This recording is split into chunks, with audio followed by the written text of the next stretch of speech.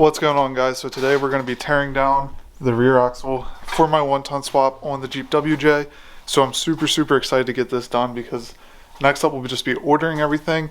That way we can get the 1-ton swap underway. I got to order all the parts to build both of these axles. Before we get into that though, I wanted to go over something new that we just launched on the website. It's called the Rocky Team Membership. So basically what that is a monthly membership. You get behind the scenes content, access to members only giveaways, 10% off site-wide on the website. There's actually 3 different tiers you can choose from. In addition to all that, you also get a custom badge for your Jeep that says Rocky Team Member, and it's basically just like the Trail Rated badge, except custom made for us, of course.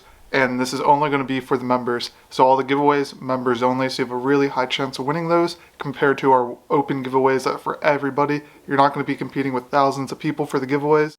On top of that, you're also going to get 10% off site-wide for some of the tiers, so that'll save you a ton of money if you buy some stuff off our website, such as hood vents or some of the higher price items. You're going to save some money that way.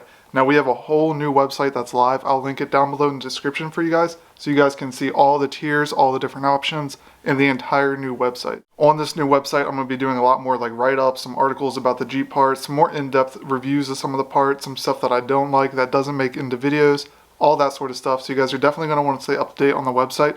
And there's a whole members only section that you can only access if you're a member. That's where we're going to have all the behind the scenes content and stuff like that.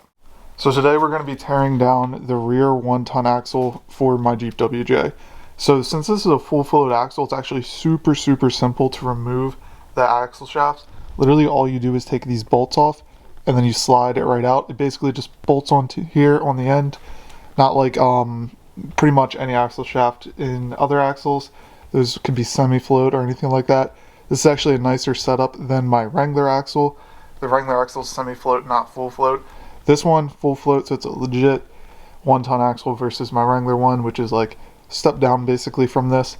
So we're going to go ahead and get the axle shafts pulled out, get the carrier and ring gear and all that stuff pulled out there. Take off all these extra hoses, wires, all that sort of stuff. And basically just get it set up ready for a truss, so that way we can go ahead and put it underneath the WJ when the time comes. But for now we're going to get this all cleaned out. That way we can make a parts list of what to order for the rear axle and for the front axle, get everything figured out, put a big order in for all the parts we need, and get set up from there. That way we can begin building these 1-ton axles for the Jeep WJ.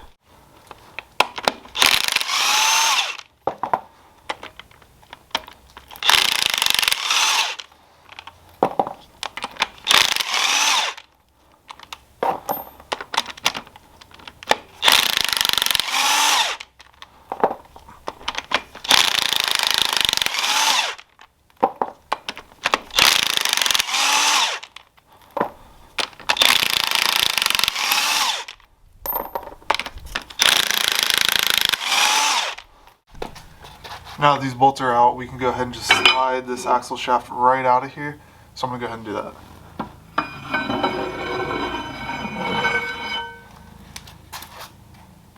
As you guys can see, the splines look pretty good. I don't see any that are like noticeably twisted or anything. So that's a good sign. Now we'll have to take the other side out. But these are super simple to remove compared to like normal axles that we have under a Jeep currently. These, you literally just remove the bolts. So if you break something off-road, just slide the axle shaft out, and you can actually keep going if you take these out.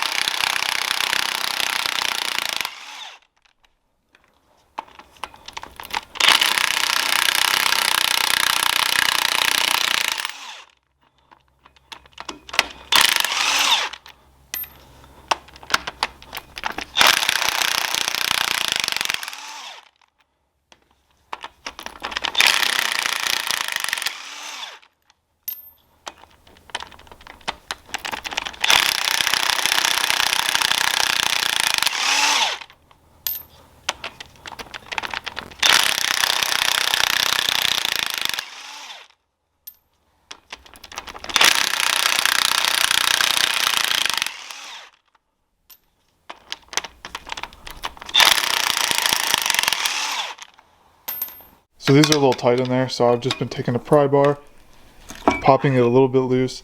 You're going to want to make sure you have something underneath of it to catch all of the oil that's going to come out. Even if you drain the center section, you're still going to get a little bit that comes out here. So now we're going to slide this one out just like we did the other side. So So both shafts pulled out here. None of the splines are twisted or anything, so that's a really good sign, so they're not all destroyed. Next up, we got to remove the rest of this axle, all these brackets, everything like that. Then pull out the carrier, ring gear, pull out this for the drive shaft, pull the pinion out. Pretty simple, just got to take this nut off. Basically, just get the rest of the axle stripped down, like the front axle, so that way we can get the truss on here.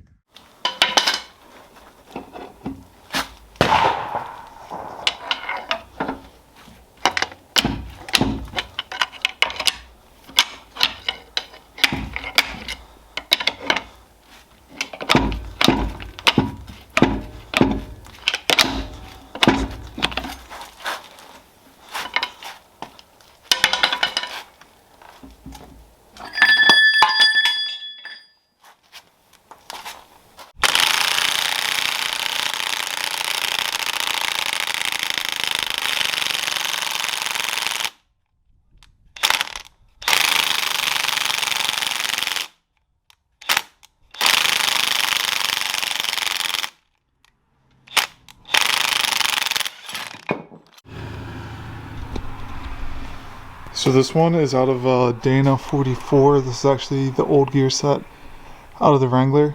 This one here is our 1 ton. So you guys can see how different these pinions are and just how much beefier this whole setup's going to be. This is kind of a good comparison because this one's even bigger than a Grand Cherokee one. Alright guys, so this is kind of where we're at the end of the day. I still have to take the brakes off, the extra hoses and everything, but we got the pinion off, the yoke off, axle shafts out, carrier, ring gear out.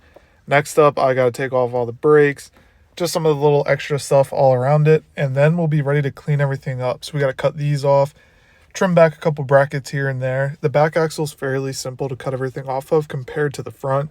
Front is a lot more in-depth. As you can see, I've started that. Never got around to finishing yet, so we're going to go ahead, finish getting this cleaned up off camera because it's getting pretty late. Supposed to snow tomorrow, so I got a couple other things I want to do. Then we'll clean both axles up and get them ready for a truss. Once the truss is on, I'll do the like lockers, ring and pinion, set up the gears, all that stuff, because that's definitely going to be the most time-consuming part. I'm going to have to replace some other parts on the front. For the rear, I'm going to reuse a lot of it, like the axle shafts and stuff like that, just because it's plenty strong for what we'll be doing for the time being, and if it goes bad, we'll simply upgrade it in the future. But this is basically where we're at right now. We're at a pretty good stopping point for today.